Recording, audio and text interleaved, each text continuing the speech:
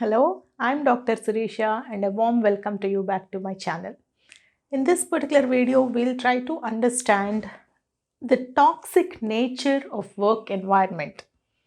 Okay, like we have at length discussed in a different video how work environments can really show their utmost impact on the productivity of the employees, and what are the best working environments and what are the worst possible work environments that can be avoided.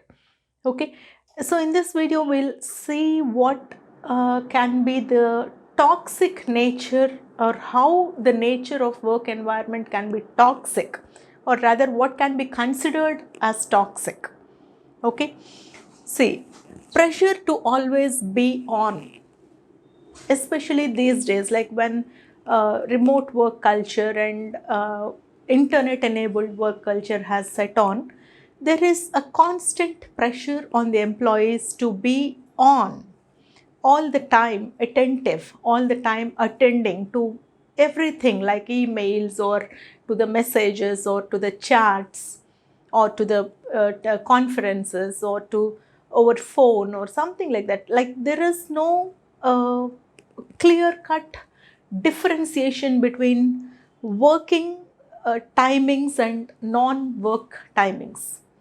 That is a red flag.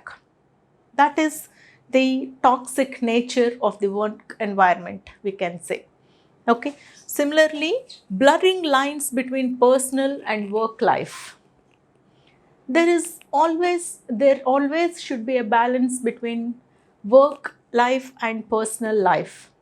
Work life balance is a very big issue, and when the lines start blurring, especially these days, like during the pandemic and post pandemic, where remote work culture has become the order of the day, the exact lines or the exact differentiation between personal life and professional life is becoming so blurred. It got so mixed up. Again, the toxic work nature. Okay, micromanagement due to remote work environment, where your employer literally do not trust the employees. That is where micromanagement sets in. When the employer loses trust or confidence in the employee, and he will not leave any decisions to the employee, and where the employer thinks employee is not able to make right decisions in the right time, or for whatever reasons, when the employers are micromanaging the employees, that definitely is toxic work call or toxic work environment.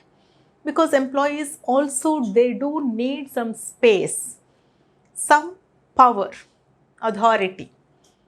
Okay, and when they lose that, and when the management or manager starts micromanaging the employees, especially due to this remote work culture, again that is the culprit here, then it's a red flag.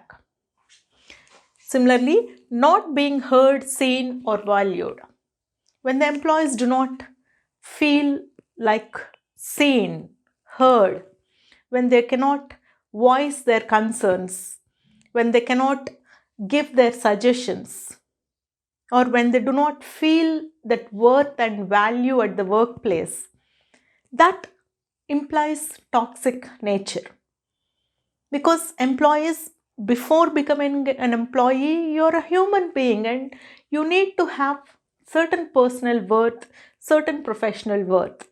And when the employee starts feeling the other way, that implies there is toxicity in the work environment. Okay. Similarly, being consistently thrown under the bus, either by your boss or by your colleagues or somebody in the workplace, like just to save their own faces, when they are trying to throw the other employee. I mean, when they are trying to manipulate the other employee, or making the employees scapegoats.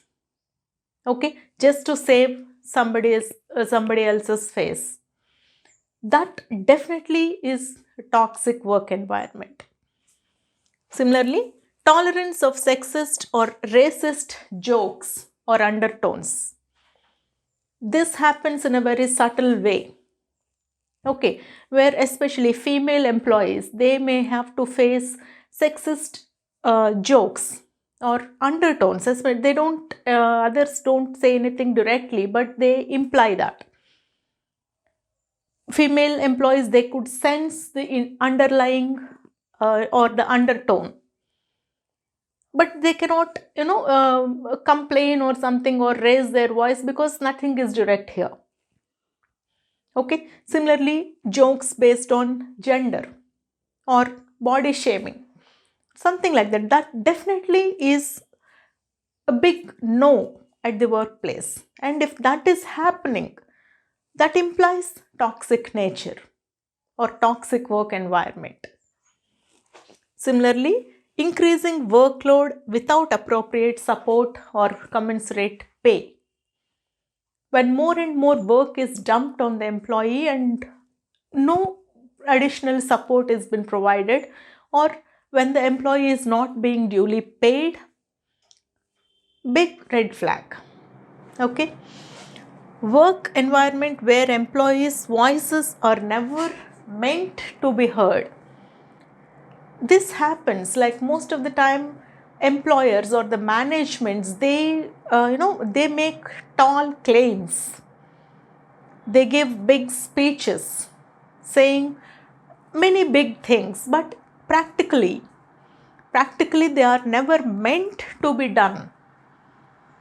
Okay, they make big claims, but they never, when time comes, they never are ready to even listen to the employees. When certain employees, when some of them, when they try to raise their voices or when they try to voice their concerns, nobody is there practically to listen to them. So that itself is a very frustrating and a very, demoralizing work environment. Okay, so all this kind of toxic nature at the workplace, it definitely leads to burnout of the employees. They feel exhausted, they feel drained of their energy, of their skill, of their motivation. That leads to demoralizing of their ability, whatever, like they get totally demoralized. Okay, so that is the reason why employees start looking for other options. Okay, so if you are an employee, you have to understand this is the toxicity of the work nature. Or if you are a leader, or if you are in a position to control the work environment, then you should be aware of this, and you should, by all ways and means, avoid to provide such kind of toxic work environment to your employees. Okay, because ultimately this toxic nature will result in the organization's loss. Okay, so that's it for today's video. Thank you.